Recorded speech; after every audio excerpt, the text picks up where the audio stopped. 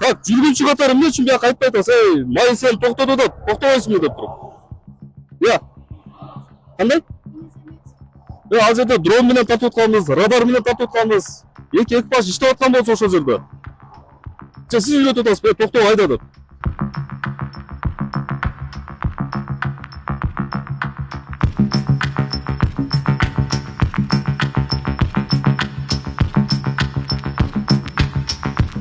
Сиздин нарушениеңизди дрон менен аныктап атабыз, радар менен аныктап атабыз. Анан эмне качтенем атасыз? Конкретно айтыңызчы, кимге ишенип атасыз?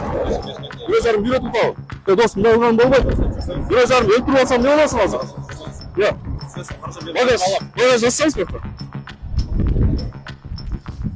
Эти боомдон токтоткон сиздичи?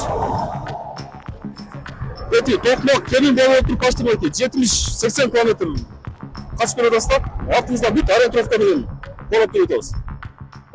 Скоростно түзүңүз 15 миң сом. Яна не подчинение 5,5 миң сомго. Макулбу? Бул деген тети боомдон тосконбуз биз. Качтырмай кемин токмоктун жарым болуп 70 км артка угуп келе атабыз. Безопасный камераларга түшүп атасыз. Ал жолдо бирөөнү өлтүрүп алсам эмне боласың?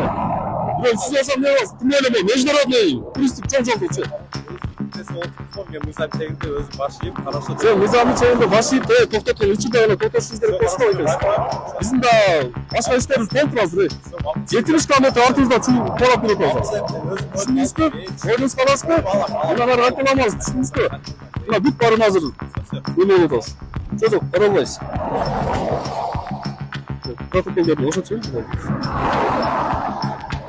Эмелердин алып коюңуз, бул номерлардын да.